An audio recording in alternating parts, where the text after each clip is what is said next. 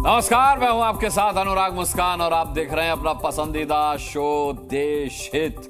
पश्चिम बंगाल में सरकार किसकी है, ममता की या मुर्तजा की? अब आप पूछेंगे मुर्तजा कौन है? मुर्तजा बंगाल में तालिबान राज का नया चेहरा है। पूरा नाम मुर्तजा सरदार है। हावड़ा में रहता है। आरोप है कि यह लश्कर का आदमी है। लश्कर से मतलब आतंकी संगठन लश्कर तैयबा नहीं, बल्कि उस लश्कर फैमिली से जिसने अपने घर में बुलाकर जबरन एक महिला के बाल काट दिए।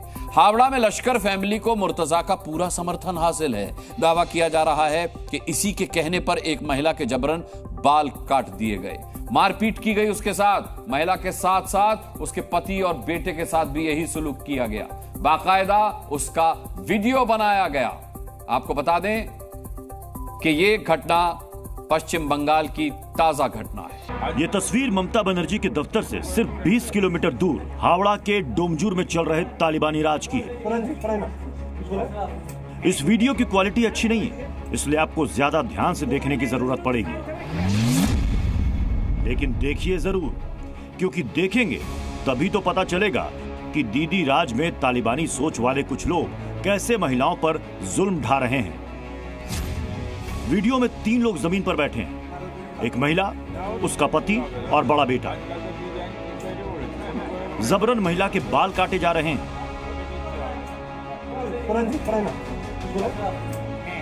पास में बैठा बेबस पति अपनी पत्नी की ओर देख रहा है और बेटे का सिर झुका है, क्योंकि कोई बेटा अपनी मां के साथ हो रही इस ज्यादती को नहीं देख सकता। लेकिन वहां मौजूद तमाशबीनों को यह देखकर मजा आ रहा है। और इसे भी ये शख्स मुर्तजा सरदार है। दावा है कि मुर्तजा के इशारे पर ही महिला और उसके परिवार से बर्बरता की गई। पहले इन्हें बातचीत का बहाना बनाकर बुलाया गया, इसके बाद मारपीट की गई, फिर नाई को बुलाकर कैंची से एक एक कर महिला, उसके पति और बेटे के जबरन बाल काटे गए। गांव से बाहर कर दिया गया, डराया धमकाया गया, लेकिन फिर भी महिला ने अपने ऊपर हुई तालिबानी क्रूरता के खिलाफ गवाही देने की हिम्मत दिखाई।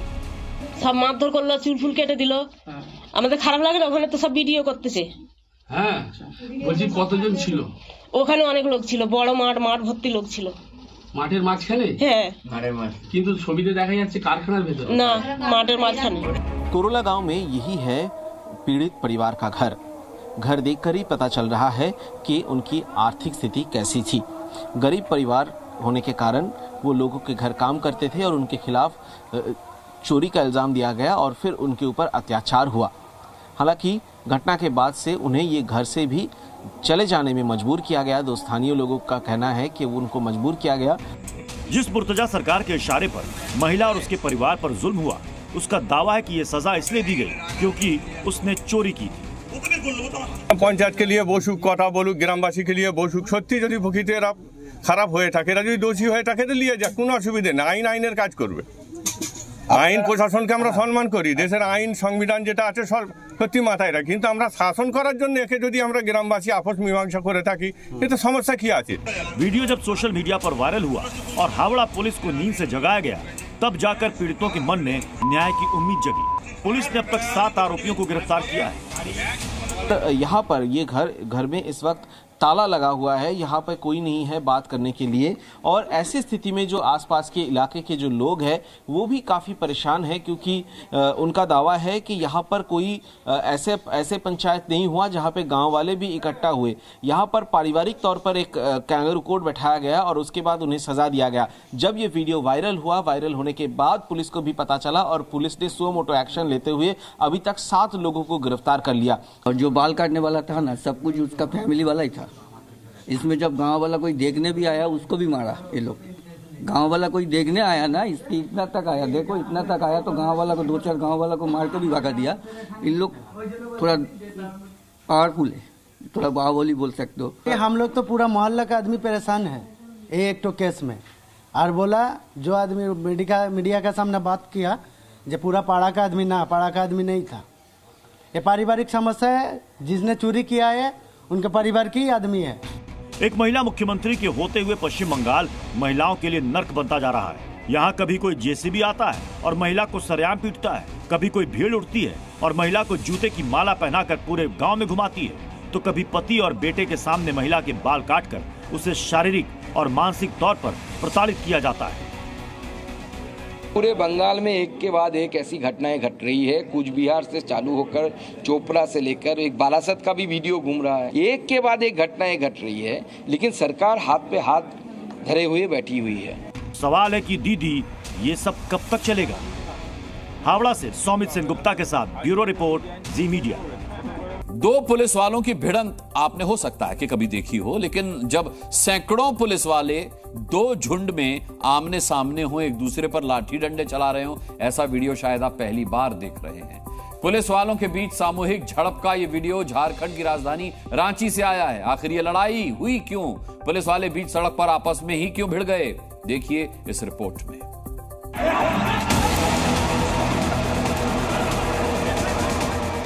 पुलिस से मारपीट की इस पूरी पिक्चर को मैं आखिरी सीन से शुरू कर रहा हूं। बीच सड़क पर पुलिस वाले दो ग्रुप में हैं। एक ने दूसरे पर हेलमेट से वार किया, दूसरी तरफ से जवाब में लाठी चली। पहले वाले ने फिरताव दिखाया और सामने वाले की गर्दन मरोड़ दी। उसके बाद दूसरी तरफ से ताबड़तोड़ लाठियां चली और रांची में सीएम हाउस के पास ये पूरी सड़क कुरुक्षेत्र में तब्दील हो गई। ये सब क्यों हुआ, अब इसे समझते हैं। रांची के मोहराबादी मैदान में सहायक पुलिस वालों का आंदोलन था। मांग ये कि वेतन बढ़े। उनकी मांग थी कि इन्हें पुलिस ने परमानेंट जॉब मिले, यानी नियमित किया जाए। झारखंड के सभी जिलों में सहायक पुलिस वाले यहाँ जुटे थे, नारे लगा रहे थे।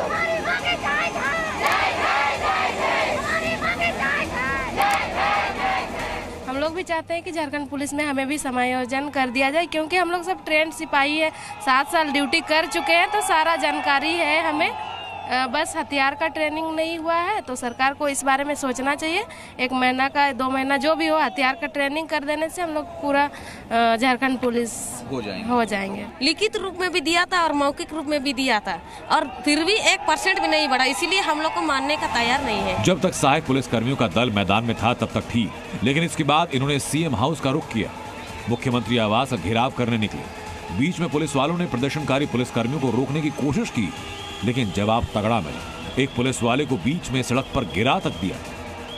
सीएम हाउस के पास बांस वाले बैरिकेड को तोड़ने की कोशिश की गई। दोनों तरफ पुलिस वालों का दल है, एक तोड़ने में लगा है तो दूसरा बैरिकेड को टूटने से बचाने में। क्या तमाशा है। प्रशासन ने कहा कि वेतन बढ़ाने वाली इनकी मांग मान ली जाएगी, लेकिन सहायक पुलिस वालों का आंदोलनकारी झुंड आश्वासन से नहीं मान रहा। ब्यूरो रिपोर्ट, जी मीडिया। और अब शुरू करते हैं सुंदरकांड। लेकिन सुंदरकांड का पाठ करने पर संग्राम शुरू हो गया है। कांग्रेस नेता दिग्विजय सिंह ने एक थाने में सुंदरकांड का पाठ करने को गैर कानूनी बताते हुए बीजेपी पर वार किया है। साथ ही कहा है कि अगर सुंदरकांड का पाठ होगा तो बकरीद और इफ्तार करने की भी छूट मिले। अब मामला इतना तूल पकड़ चुका है कि भोपाल पुलिस कमिश्नर ने जांच करके कार्रवाई की बात कही है। सवाल है कि क्या सुंदरकांड पर भी अब सियासत होगी? वैसे सियासत करने वालों को उज्जैन के लोगों ने आईना भी दिखाया है।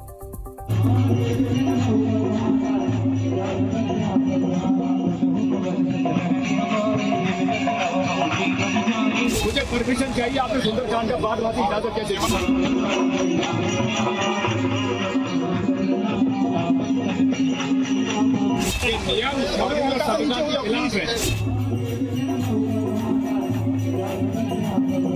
बकरीद आएगी तो रोजा इफ्तार की भी हम आवेदन वहां देंगे। थाने में होना चाहिए रोजा इफ्तार।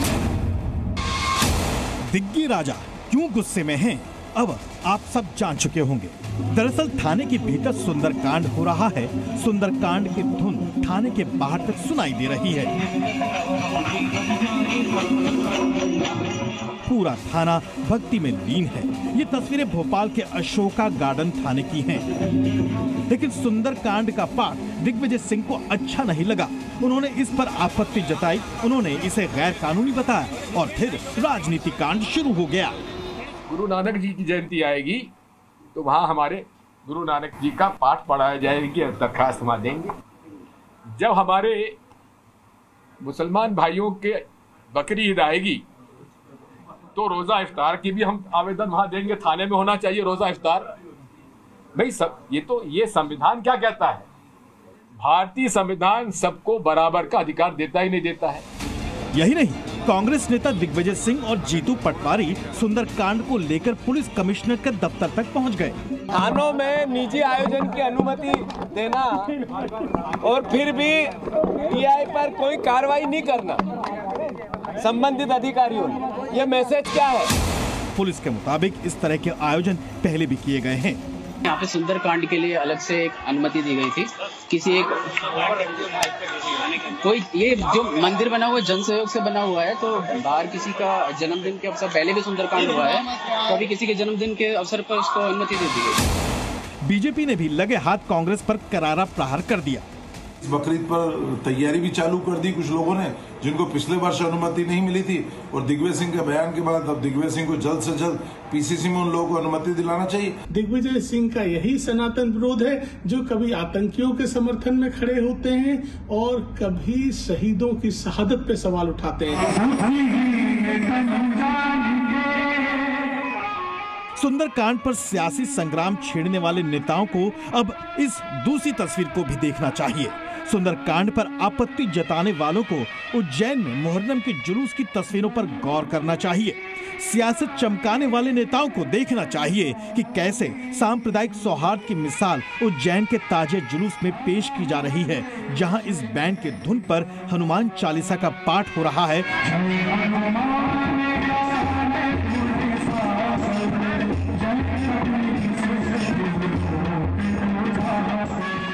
जबकि हिंदू समाज के लोग मुहर्रम मना रहे मुस्लिमों पर पुष्प वर्षा कर उनका स्वागत कर रहे हैं। ये वीडियो सोशल मीडिया पर भी वायरल है। ब्यूरो रिपोर्ट, जी मीडिया। गुरुवार को सुरक्षा बलों ने दंतेवाड़ा और गढ़चिरौली में दर्जन भर नक्सलियों को मार गिराया। सुरक्षा बलों की इस कार्रवाई पर जवानों का हौसला बढ़ाया जाना चाहिए, लेकिन छत्तीसगढ़ के पूर्व मुख्यमंत्री भूपेश बघेल ने ऐसा बयान दिया जिससे पता चलता है कि कांग्रेस को नक्सलियों के मारे जाने से सिर्फ तकलीफ नहीं है, बल्कि कुछ ज्यादा ही तकलीफ है। आखिर कांग्रेस के नेताओं को सुरक्षा बलों से एलर्जी और नक्सलियों से इतना लगाव क्यों है?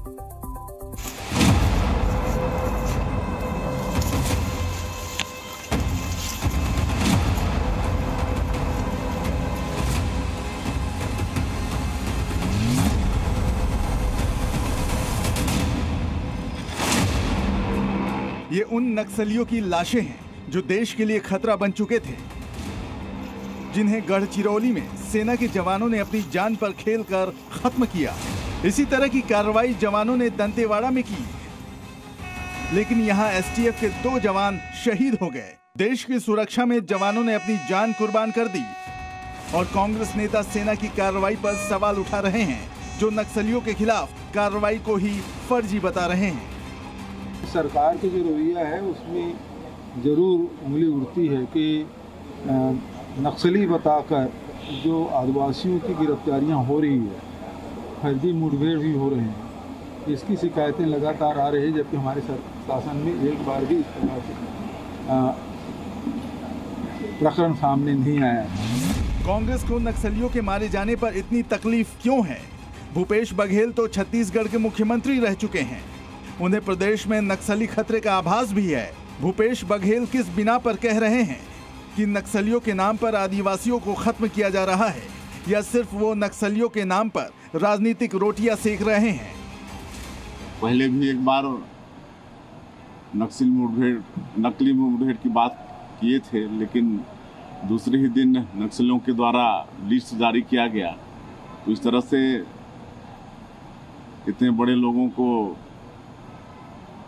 इस तरह की बेसिर पैर की बात नहीं करनी चाहिए। इससे निश्चित रूप से सैनिकों का मनोबल गिरता है। जिन नक्सलियों के मारे जाने पर कांग्रेस को तकलीफ हो रही है, उनका सच भी सुन लीजिए। ये घटना एक दिन पहले की है।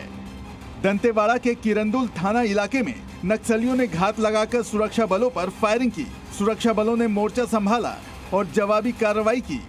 सुरक्षा बलों की जवाबी कार्रवाई देख नक्सली मौके से भाग निकले। बाद में घटनास्थल से महिला नक्सली का शव बरामद हुआ। दूसरी तरफ गढ़चिरौली में सुरक्षा बलों ने 12 नक्सलियों को मुठभेड़ में मार गिराया। इनके पास से बड़ी संख्या में हथियार मिले।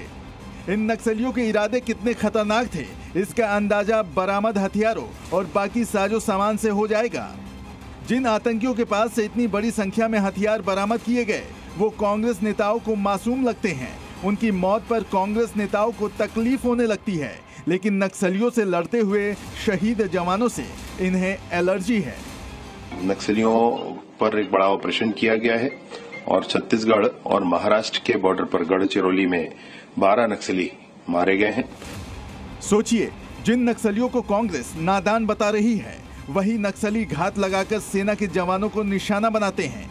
तब कांग्रेस नेताओं को तकलीफ नहीं होती, तब नक्सलियों पर इन नेताओं की जुबान नहीं खुलती। ब्यूरो रिपोर्ट, जी मीडिया। अगली खबर का रुख करते हैं। स्कूल कॉलेज में शिक्षा दी जाती है, कुरीतियों को दूर करना सिखाया जाता है, लेकिन अगर वही धर्म का जाल फैलाया जाए तो ये देश हित में बिल्कुल नहीं है। दिल्ली की जानी मानी यूनिवर्सिटी जामिया मिलिया इस्लामिया यूनिवर्सिटी के 1-2 नहीं बल्कि 3 प्रोफेसर्स पर धर्मांतरण कराने का आरोप लगा है। आरोप लगाने वाला यूनिवर्सिटी का हिंदू कर्मचारी है। फिलहाल पुलिस ने आरोपी 3 प्रोफेसर्स के खिलाफ शिकायत दर्ज कर ली है।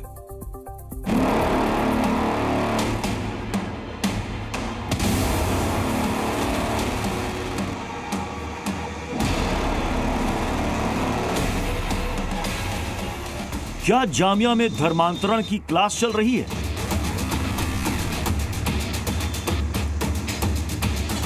तीन प्रोफेसर कौन हैं जिन पर धर्मांतरण की साजिश का आरोप है? यह दिल्ली की जानी मानी यूनिवर्सिटी जामिया मिलिया इस्लामिया। जैसा कि नाम से ही साफ है, यह अल्पसंख्यक यूनिवर्सिटी है। यहां पढ़ने वाले ज्यादातर छात्र मुस्लिम हैं और पढ़ाने वाले अधिकतर प्रोफेसर भी अल्पसंख्यक हैं। इसी यूनिवर्सिटी के 3 प्रोफेसर पर धर्मांतरण के लिए दबाव डालने का संगीन इल्जाम लगा है। आरोप लगाने वाला हिंदू शख्स इसी यूनिवर्सिटी का ही एक कर्मचारी है। रामनिवास यूनिवर्सिटी के नेचुरल साइंस डिपार्टमेंट में काम करता है। यूनिवर्सिटी में धर्मांतरण की साजिश को लेकर इसने क्या कहा, ध्यान से सुनिए। जाति सूचक शब्दों का इस्तेमाल किया, फिर क्योंकि मैंने रिजर्वेशन से रिलेटेड अपना कोर्ट में केस फाइल किया हुआ था और नेशनल कमीशन फॉर SC/ST में केस फाइल किया हुआ है, तो इस चीज़ को वो बड़े नाराज़ थे। उन्होंने मेरे को जो है ना कहा कि भाई तुम्हारी सभी समस्याओं का समाधान कर दिया जाएगा, आप जो है ना अपना धर्म परिवर्तन कर लीजिए।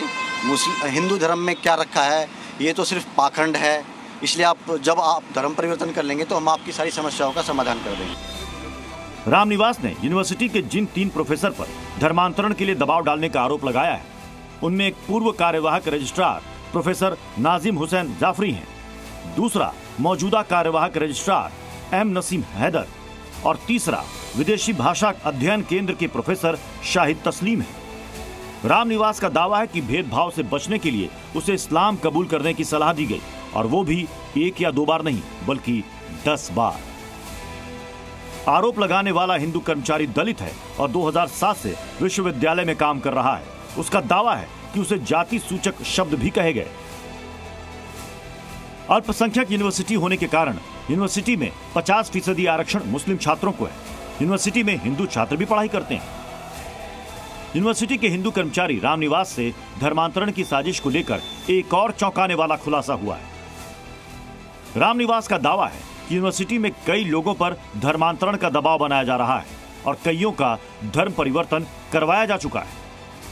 नहीं, ऐसे काफ़ी लोग हैं जिनके ऊपर अभी भी प्रेशर बनाया जा रहा है धर्म परिवर्तन के लिए, और वो अभी मेरे केस के बाद सामने आएंगे और हमारे पास डॉक्यूमेंट्री प्रूफ्स हैं जो प्रूव कर देंगे कि यहाँ पे काफ़ी लोगों का धर्म परिवर्तन कराया गया है। रामनिवास ने राष्ट्रीय अनुसूचित जाति जनजाति आयोग में भी शिकायत की है। जामिया मिलिया इस्लामिया ने बयान जारी कर रामनिवास के आरोपों को झूठ बताया है। यूनिवर्सिटी ने कहा कि रामनिवास आदतन शिकायत करता है। उसने विश्वविद्यालय की अल्पसंख्यक स्थिति को चुनौती देने सहित कई केस दायर कर रखे हैं।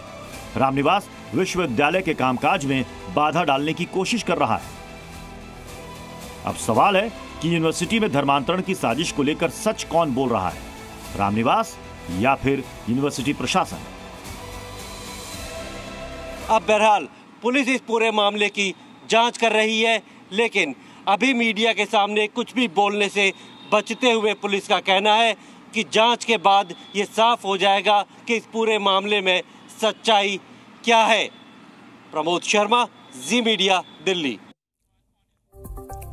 चलिए आगे बढ़ते हैं। देखिए, पूरी दुनिया हाईटेक हो चुकी है, यानी दुनिया में अब शायद ही कोई ऐसी सर्विस बची है जहां टेक्नोलॉजी का इस्तेमाल ना होता हो।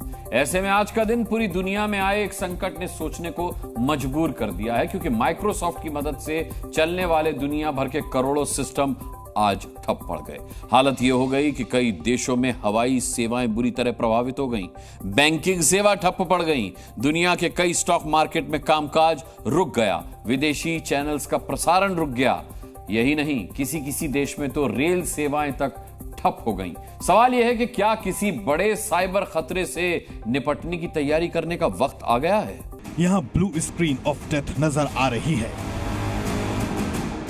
दुनिया भर के स्क्रीन नीले पड़ गए हैं। अचानक कंप्यूटर की आंख बंद हो गई। एयरलाइंस को नहीं पता कि अब हालात कब सुधरेंगे। इन्हें नहीं मालूम कि धरती पर फ्लाइट कब लैंड होगी। इनके सर्वर्स डाउन है, सो आई डोंट नो। 30 साल के टेक्नोलॉजी के जीवन में ऐसा कभी नहीं देखा। यहाँ इन्हें नहीं मालूम कि कब इन्हें फ्लाइट मिलेगी। यही नहीं, दुनिया भर के कई बैंकों का कामकाज ठप हो गया। शेयर बाजार बर्बाद होने लगे। दुनिया भर में हड़कंप मच गया। ये तस्वीरें आज की हैं, जब दुनिया मानो थम सी गई हो, वक्त जैसे रुक सा गया हो। दरअसल एंटीवायरस क्लाउड स्ट्राइक के अपडेट से माइक्रोसॉफ्ट की क्लाउड सर्विसेज में शुक्रवार को दिक्कत आ गई और दुनिया भर के हालात बिगड़ने लगे। यहां एयरपोर्ट पर सिस्टम ठप होने से हाथ से ही लिखकर बोर्डिंग पास जारी करने पड़े। उड़ानों की जानकारी भी हाथों से ही लिखकर बोर्ड पर देनी पड़ी। यहां मुंबई में आम लोग परेशान हैं। टेक्निकल प्रॉब्लम हमारे को कुछ मालूम नहीं बोलता है। टेक्निकल प्रॉब्लम बस आप फ्लाइट कैंसिल हो गई है, बाकी कुछ मत बोलो बोलता है। अभी तक कोई जानकारी नहीं मिली, ना कोई मैसेज मिला। अब तक कोई मैसेज नहीं मिला और अब चेक इन में यहाँ पर समस्या आ रही है कि सिस्टम्स डाउन है, क्लाउड सर्वर्स डाउन है, बट यहाँ आके मुझे ये पता चला कि डिजी यात्रा इज ऑल्सो नॉट वर्किंग। अब एयरलाइंस पे और टाइमिंग्स में क्या इम्पैक्ट है वो मुझे नहीं पता। तो खास लोग भी इस संकट से अछूते नहीं। पता नहीं, इनके सर्वर्स डाउन है, सो आई डोंट नो। अभी मैं जा रहा हूँ, मेरी एक टिकट है दूसरे एयरलाइन पे, I have to go earlier. America, Britain और भारत जैसे कई देशों में हजारों से ज्यादा फ्लाइट्स कैंसिल हो गईं। वहीं 3000 विमानों ने देरी से उड़ान भरी। नासा से लेकर दुनिया भर की कई कंपनियों को मुश्किल हालात का सामना करना पड़ा। सरकार को एक्शन मोड में आना पड़ा और माइक्रोसॉफ्ट को संपर्क करना पड़ा।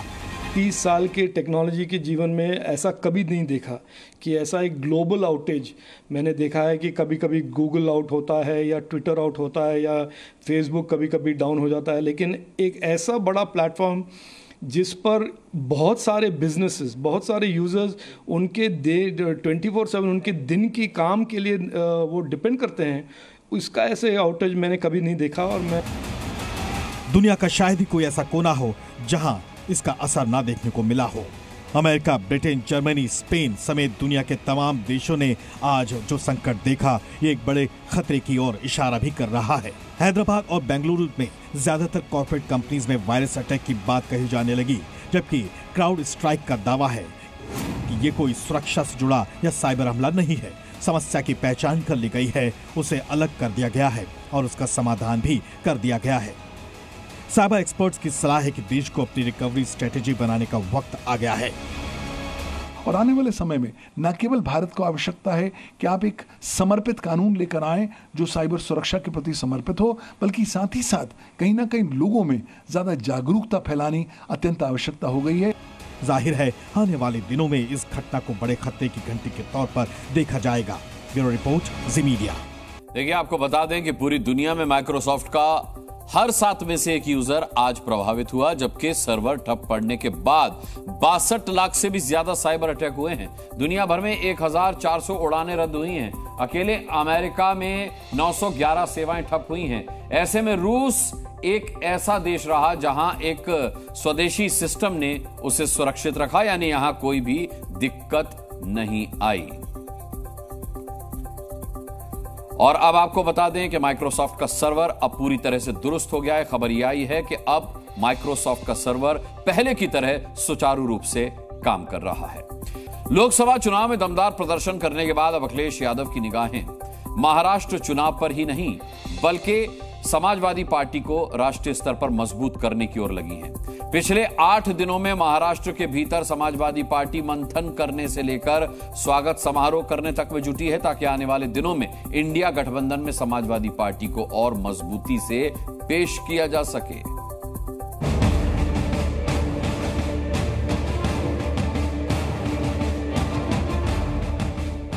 लोकसभा चुनाव में अखिलेश यादव की साइकिल ऐसे तेज दौड़ी कि अब सीधे मुंबई जा पहुंची है और यहां भी अखिलेश यादव की कोशिश है कि लोकसभा चुनाव के शानदार प्रदर्शन को महाराष्ट्र में खुलकर दोहराया जा सके। समाजवादी पार्टी के 32 लोकसभा सांसदों का महाराष्ट्र में सम्मान हो रहा है। समाजवादी पार्टी के सांसद बेहद जोश में हैं। आने वाले दिनों में समाजवादी पार्टी के बगैर यहाँ सरकार न बनने पाए। जो भी सरकार बनेगी महाविकास आघाड़ी की, ये हमारी कोशिश है पूरी। हमारे 37 एमपीओ का ये संकल्प है कि समाजवादी पार्टी को नेशनल पार्टी बनाना है। वैक्यूम है, खाली जगह पड़ी हुई है, तो उसको घेरना है। जहाँ कहा जाता था उत्तर प्रदेश में 80 का 80 साफ, अब वहाँ पर हम आधे ज़्यादा हो गए हैं और दिनों दिन समाजवादी पार्टी की ताकत बढ़ रही है। समाजवादी विचारधारा ही इस देश को ठीक करेगी।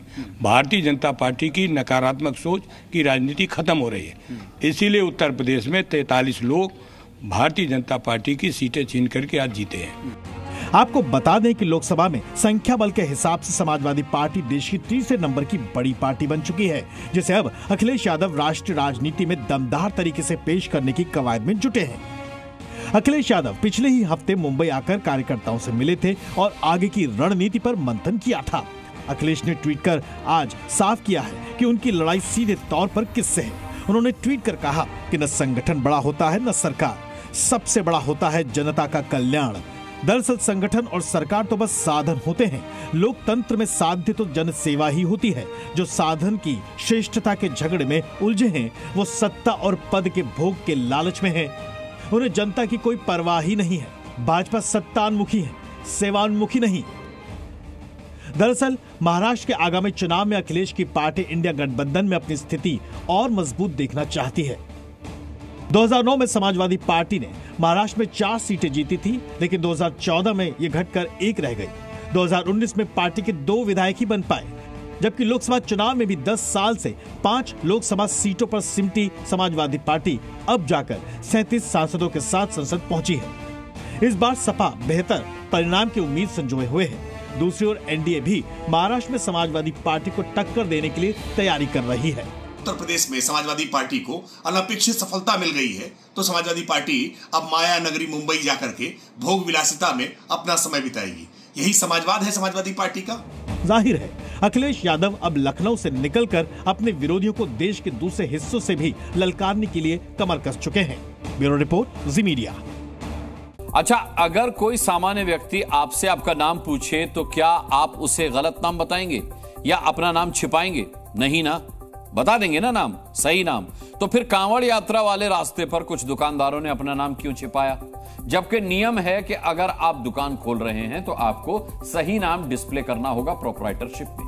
कांवड़ यात्रा वाले रूट पर लगने वाली स्थायी और अस्थायी दुकानों के लिए नेम प्लेट को योगी आदित्यनाथ ने जरूरी कर दिया है, जिसका असर अब दिखना भी शुरू हो गया है और अब तो यूपी के नक्शे कदम पर उत्तराखंड में भी चलना शुरू कर दिया है। लेकिन राजनीति करने वालों को इस नियम में हिंदू मुसलमान नजर आ रहा है।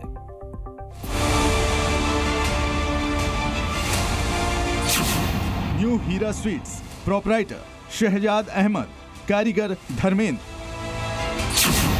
New Baba sweets, proprietor Salim Ahmed, Mohammad Naushad. Irshad sweets and confectionery. मुख्यमंत्री योगी आदित्यनाथ का आदेश हुआ और पश्चिमी यूपी की दुकानों के आगे असली नाम दिखने शुरू हो गए। सिर्फ मिठाई की दुकानों पर ही नहीं बल्कि फलों की दुकान पर भी नेम प्लेट लग चुकी है। फल विक्रेता शोएब, प्रोपराइटर मोमीन। पश्चिमी उत्तर प्रदेश में कांवड़ यात्रा वाले रूट पर दुकानदारों को उनकी असली पहचान वाले नेम प्लेट लगाने का आदेश दिया गया था, जिसका असर सिर्फ मुजफ्फरनगर ही नहीं बल्कि पश्चिमी यूपी के कई इलाकों में दिखने लगा है। अब यूपी में पूरे कांवड़ मार्ग पर इस आदेश का पालन होगा, क्योंकि अब ये आदेश सीधे मुख्यमंत्री योगी आदित्यनाथ ने दिया है। आदेश में साफ कहा गया है कि हर हाल में दुकानों पर संचालक और मालिक का नाम लिखा होना चाहिए। अगर कांवड़ मार्ग पर खाने पीने की दुकान लगानी है तो नेम प्लेट लगानी होगी।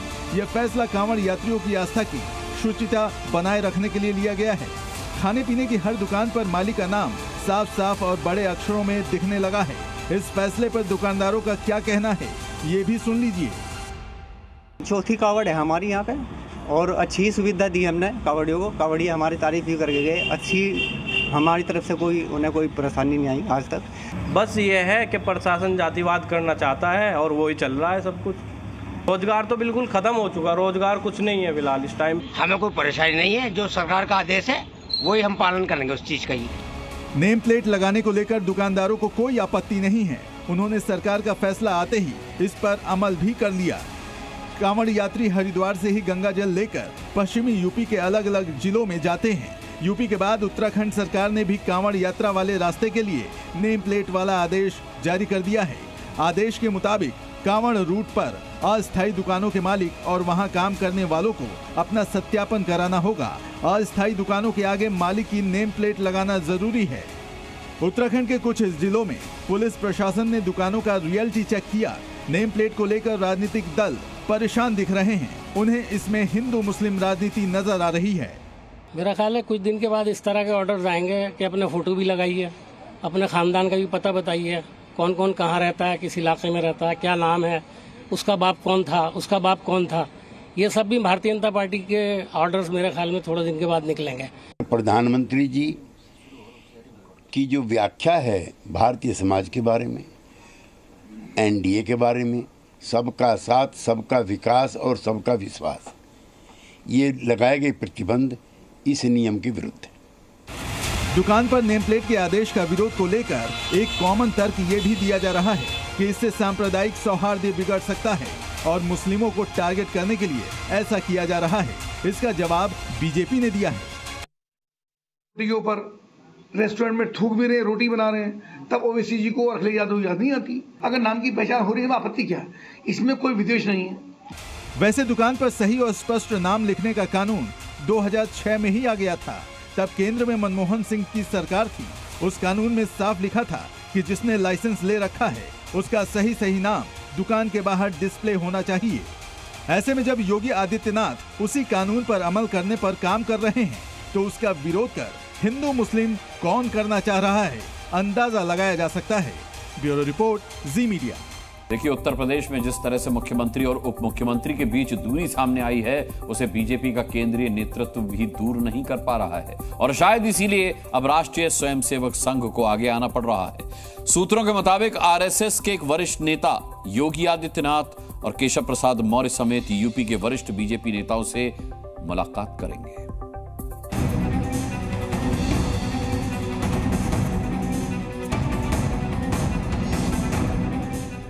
जिस उत्तर प्रदेश में बीजेपी सबसे ज्यादा मजबूत थी, आज उसी राज्य में बीजेपी के अंदर सबसे ज्यादा उथल पुथल है। इसकी वजह है राज्य के दो बड़े नेताओं के बीच जारी मनमुटाव। मुख्यमंत्री योगी आदित्यनाथ और डिप्टी सीएम केशव प्रसाद मौर्य के बीच दूरी अब जग जाहिर है और इस दूरी के कारण कहीं बीजेपी और वोटरों के बीच दूरी ना बन जाए, इसकी टेंशन अब बीजेपी के साथ साथ आरएसएस को भी होने लगी है। इसीलिए अब संघ बिगड़े मामले को सुधारने की कोशिशों में जुट गया है और इसकी जिम्मेदारी सौंपी गई है आरएसएस के सह सरकार्यवाहक अरुण कुमार को। सूत्रों के मुताबिक सह सरकार्यवाहक अरुण कुमार मुख्यमंत्री योगी आदित्यनाथ से मुलाकात करेंगे। इसके बाद अरुण कुमार डिप्टी सीएम केशव प्रसाद मौर्य से भी मिलेंगे। अरुण कुमार डिप्टी सीएम ब्रजेश पाठक समेत राज्य के दूसरे बीजेपी नेताओं से भी मिलेंगे। उनकी सबसे 1-to-1 मीटिंग होगी, लेकिन उनकी सबसे अहम मुलाकात होगी योगी और केशव से। मीटिंग का एजेंडा अभी सामने नहीं आया है, लेकिन मौजूदा परिस्थिति यही बता रही है कि उनकी मीटिंग का मकसद यूपी बीजेपी में आई खाई को पाटना है। सवाल है कि क्या आरएसएस दोनों नेताओं के बीच सुलह कराने जा रहा है? क्या आरएसएस दोनों नेताओं से आपसी मतभेद बुलाने को कह सकता है? इससे पहले यह खबर आई थी कि संघ और बीजेपी कोर कमेटी की बैठक होनी है, लेकिन अचानक से बीजेपी कोर कमेटी के साथ संघ की बैठक का प्लान बदल गया और नेताओं के साथ अलग अलग मुलाकात की बात सामने आ गई।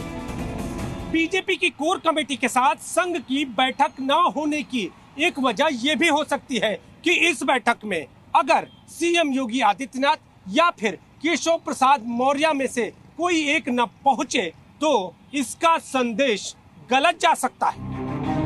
अरुण कुमार को बीजेपी और संघ के बीच समन्वय की जिम्मेदारी दी गई है। लोकसभा चुनाव के पहले से ही संघ और बीजेपी के बीच समन्वय की कमी दिख रही थी, जिसका पहला संकेत बीजेपी अध्यक्ष जेपी नड्डा ने यह कहकर दिया था कि बीजेपी को अब संघ की बैसाखी की जरूरत नहीं है। चुनाव के बाद संघ प्रमुख मोहन भागवत के वाराणसी और गोरखपुर दौरे के दौरान भी संघ और बीजेपी की दूरी दिखी थी। पिछले महीने आरएसएस प्रमुख गोरखपुर आए थे तो भी मुख्यमंत्री योगी आदित्यनाथ या फिर कोई बड़ा बीजेपी नेता उनसे नहीं मिला था। इसके बाद मोहन भागवत वाराणसी आए तो भी बीजेपी का कोई बड़ा नेता उनके साथ नहीं दिखा था। अब आरएसएस ने अपने बड़े नेताओं को यूपी बीजेपी में जारी उथल-पुथल को दूर करने के लिए मैदान में उतारा है। करीब 1.5 महीने के अंतराल में यूपी बीजेपी के नेताओं के साथ संघ की ये दूसरी बैठक होगी और इस बैठक को लेकर ये माना जा रहा है कि लोकसभा चुनाव में जो नुकसान हुआ है 10 सीटों पर होने वाले उपचुनावों में इस तरह का नुकसान आगे न हो। माना गया कि संघ से दूरी के कारण ही बीजेपी को यूपी में बड़ा नुकसान उठाना पड़ा। अब अगले कुछ महीनों में यूपी में 10 विधानसभा सीटों पर उपचुनाव होने वाला है, इसीलिए अब संघ यूपी से ही उस दूरी को पाटने की कोशिशों में जुट गया है। ब्यूरो रिपोर्ट, जी मीडिया। बात करते हैं द बर्निंग ब्रिटेन की, जहां कल लीड्स शहर में दंगों की आग झुलस रही है। वैसे तो दंगे की वजह एक चाइल्ड केयर एजेंसी के साथ विवाद बताया गया है, लेकिन ग्रेट ब्रिटेन को बर्निंग ब्रिटेन बनाने का कनेक्शन पाकिस्तान से भी जुड़ रहा है। जो शहर हिंसा की आग में जल रहा है उससे महज कुछ किलोमीटर पर बैठता है एक पाकिस्तानी मेयर। क्या है बर्निंग ब्रिटेन का पाकिस्तान कनेक्शन, इस रिपोर्ट में देखिए। ग्रेट ब्रिटेन को किसने बनाया बर्निंग ब्रिटेन? क्यों सुलग उठा ब्रिटेन का लीड्स शहर? बर्निंग ब्रिटेन का पाकिस्तान कनेक्शन क्या है? जिस लंदन में बैठता है पाकिस्तानी मेयर, उससे महज 3 किलोमीटर दूर जल उठा लीड्स शहर। गुस्साई भीड़ बेकाबू हो गई। इसके बाद जो तस्वीरें सामने आई वो हिला कर रखने वाली।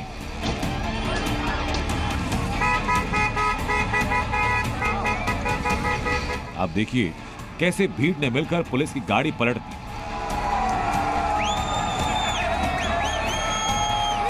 यह हिंसा लीड्स के हेयर हिल्स इलाके में फैली, जब सैकड़ों दंगाई मास्क पहनकर हिंसा करने लगे और पुलिस भीड़ से निपटती दिखी। तस्वीरें देखिए, दंगाई कितने इत्मीनान के साथ यहां खड़ी डबल डेकर बस को आग लगा रहे हैं। घटना की तस्वीरें सोशल मीडिया पर लाइव स्ट्रीम की गई, जिसके बाद देखते ही देखते पूरा शहर जल उठा। अब आपको बताते हैं कि लीड्स का हेयर हिल्स इलाका हिंसा की आग से क्यों सुलग उठा। दरअसल ये पूरा बवाल एक चाइल्ड केयर एजेंसी और बच्चों को लेकर हुआ। लोगों का आरोप ये कि चाइल्ड केयर एजेंसी ने बच्चों को माँ बाप से अलग कर चाइल्ड केयर होम में रखा, जिससे लीड्स के हेयर हिल्स इलाके के लोग नाराज हो गए। शुरुआत में छोटी लड़ाई से शुरू हुआ विवाद एक बड़े दंगे में तब्दील हो गया। इस दंगे के बाद पुलिस ने बयान जारी किया और इसके लिए अल्पसंख्यकों को जिम्मेदार ठहराया। दरअसल लीड्स में 7% मुस्लिम जनसंख्या है और अभी हाल ही में मोतीन अली वहां के काउंसलर चुने गए, जिसने अपनी जीत को गाजा के लोगों की जीत बताया था।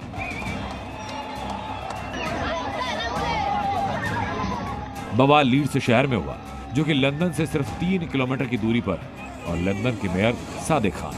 सादिक खान मूल रूप से पाकिस्तानी और लंदन के तीसरी बार मेयर बने।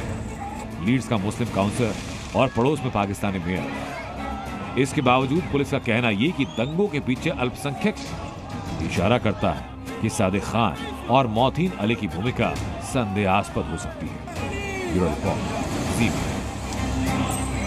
और अब बात बांग्लादेश की। बांग्लादेश में आरक्षण को लेकर बवाल बढ़ता जा रहा है और अब तक 40 से ज्यादा प्रदर्शनकारियों की वहां मौत हो चुकी है। इस बीच खुलासा हुआ है कि बांग्लादेश को जलाने वाला पाकिस्तान और उसकी खुफिया एजेंसी ISI है, जो पर्दे के पीछे से प्रदर्शनकारियों को सपोर्ट कर रही है। बांग्लादेश में हिंसा का पाकिस्तान कनेक्शन क्या है, ये रिपोर्ट बताएगी आपको। बांग्लादेश में हिंसा के पीछे ISI है। इस आगजनी की वजह ISI है। छात्रों को उकसाने वाली ISI है। इस हिंसक भीड़ के पीछे भी आईएसआई है। जी हां, बांग्लादेश में लगी ये आग पाकिस्तान की खुफिया एजेंसी आईएसआई की लगाई हुई है। प्रदर्शन के हिंसक होने के पीछे पाकिस्तान और उसकी खुफिया एजेंसी है। ऐसा क्यों कहा जा रहा है, आपको डिटेल में बताएंगे। पहले बांग्लादेश के ताजा हालात देख लीजिए। बांग्लादेश में आरक्षण को लेकर विरोध प्रदर्शन अब हिंसक हो चुका है। हालात इतने भयानक हैं कि शेख हसीना को प्रदर्शनकारियों को रोकने के लिए सेना को सड़कों पर उतारना पड़ा है। बांग्लादेश की पुलिस और सेना प्रदर्शनकारी छात्रों से ऐसे निपट रही है जैसे वो देश के सबसे बड़े दुश्मन हो। प्रदर्शनकारियों पर गोलीबारी की जा रही है, आंसू गैस के गोले दागे जा रहे हैं, जिस वजह से अब तक 40 से ज्यादा प्रदर्शनकारियों की मौत हो चुकी है, जबकि 2500 से ज्यादा प्रदर्शनकारी घायल हुए हैं। शेख हसीना की पुलिस और सेना प्रदर्शनकारी छात्रों से किस तरह निपट रही है, उसकी तस्वीर देखकर आपकी रूह कांप जाएगी। इस वीडियो में सेना की बख्तरबंद गाड़ी है और उसके ऊपर एक छात्र की लाश पड़ी है। प्रदर्शनकारियों को डराने के लिए मृत छात्र की परेड निकाली जा रही है। कुछ देर बाद सेना के जवान छात्र की लाश को गाड़ी से नीचे गिरा देते हैं। हालात को देखते हुए बांग्लादेश में इंटरनेट सेवा बंद कर दी गई है ताकि हिंसा के वीडियो सामने ना आ सकें। लेकिन जो खबर छनकर सामने आई है वो ये कि इस हिंसा के पीछे पाकिस्तान और उसकी खुफिया एजेंसी आईएसआई की भूमिका हो सकती है। ऐसी आशंका क्यों है, उसकी वजह समझिए। शेख हसीना सरकार का कहना है कि प्रदर्शन में विपक्षी दल समर्थित छात्र संगठन शामिल हैं, जिन्हें जमाते इस्लामी सपोर्ट कर रहा है। बांग्लादेश में हसीना सरकार ने जमाते इस्लामी को प्रतिबंधित किया हुआ है क्योंकि जमाते इस्लामी पाकिस्तान समर्थित संगठन है। आरोप है कि विपक्षी दल बांग्लादेश नेशनल पार्टी के नेताओं को पाकिस्तान से आर्थिक मदद मिल रही है, जिसके बाद वो प्रदर्शनकारियों को गाइड कर रहे हैं। बांग्लादेश में विपक्षी दल बीएनपी की प्रमुख खालिदा जिया हैं, जिन्हें भारत विरोधी माना जाता है। चुनाव में उन्होंने इंडिया आउट कैंपेन शुरू किया था, जबकि शेख हसीना भारत समर्थक हैं। ऐसे में आशंका है कि पाकिस्तान 1971 की हार का बदला लेने के लिए बांग्लादेश में माहौल बिगाड़ रहा हो और इसका जिम्मा पाकिस्तान ने आईएसआई को दिया हो। बांग्लादेश सरकार ने इन्हीं सब आशंकाओं के बीच इस एंगल से भी जांच शुरू कर दी है और हिंसक प्रदर्शनों को लेकर आईएसआई की भूमिका की जांच हो रही है। ब्यूरो रिपोर्ट, जी मीडिया। बांग्लादेश में बिगड़े हालात पर भारत की नजर लगातार बनी हुई है। विदेश मंत्रालय ने बांग्लादेश में रहने वाले भारतीय नागरिकों और स्टूडेंट्स के लिए एडवाइजरी जारी की है, जिसमें कहा गया है कि भारतीय नागरिक गैर जरूरी यात्रा करने से बचें, घरों से बाहर कम से कम निकलें, किसी भी आपात स्थिति में भारतीय उच्चायोग से वो संपर्क करें। विदेश मंत्रालय की तरफ से हेल्पलाइन नंबर भी उनके लिए जारी किए गए हैं। महाभारत में आपने बर्बरीक का नाम सुना होगा। उनके बारे में मान्यता है कि उन्होंने कहा था कि वो अपने 3 बाण से महाभारत का युद्ध रोक सकते थे। महाभारत काल में जो बर्बरीक थे उन्हें अब खाटू श्याम के नाम से जाना जाता है। जिस तरह बर्बरीक यानी खाटू श्याम 3 बाण में युद्ध रोकने की क्षमता रखते थे, युद्ध रोकने को लेकर ऐसा ही हैरान कर देने वाला दावा अमेरिका के पूर्व राष्ट्रपति और मौजूदा राष्ट्रपति पद के उम्मीदवार डोनाल्ड ट्रंप ने किया है। इसीलिए हमने नाम दिया है ट्रंप का खाटू श्याम वाला प्रण। क्या है ट्रंप का युद्ध रोकने वाला ये प्रण, देखिए इस रिपोर्ट में। दूसरी बार दुनिया के सबसे ताकतवर पद का चुनाव लड़ रहे डोनाल्ड ट्रंप ने एक और बड़ा दावा कर दिया है। अलग अलग वजहों से विवादों में रहने वाले डोनाल्ड ट्रंप ने राष्ट्रपति बनते ही युद्ध रुकवाने की बात कही है, और वो भी केवल एक फोन कॉल पर। बीते 2.5 साल से युद्ध की आग में जल रहे रूस यूक्रेन के बीच समझौता संभव है। जरूरत है ट्रंप के एक फोन कॉल की। ट्रंप के एक फोन कॉल से क्या नहीं हो सकता है। यूक्रेन की इन इमारतों को रोजाना खंडहर बनने से रोका जा सकता है। पुतिन और जेलेंस्की के सैकड़ों सैनिकों को मौत के मुंह में जाने से रोका जा सकता है। रूस और यूक्रेन के लोगों पर मंडरा रहा मौत का खतरा फौरन खत्म किया जा सकता है। और केवल रूस यूक्रेन ही क्यों, तबाही गाजा में भी है, और गाजा में 7 महीने से जो हो रहा है ट्रंप के पास उसका भी हल है। बस जरूरत है ट्रंप को नेतन्याहू के दफ्तर में रखे फोन की घंटी घुमाने की। मतलब अगर ट्रंप एक कॉल क्रेमलिन और एक कॉल यरूशलेम कर दें तो दुनिया के 2 बड़े हिस्सों में बेहद आसानी से शांति स्थापित हो जाए। इसी खबर के साथ देश हित में आज के लिए इतना ही। अगली मुलाकात तक अपना बहुत बहुत ख्याल रखिएगा। मुझे इजाजत दीजिए। नमस्कार।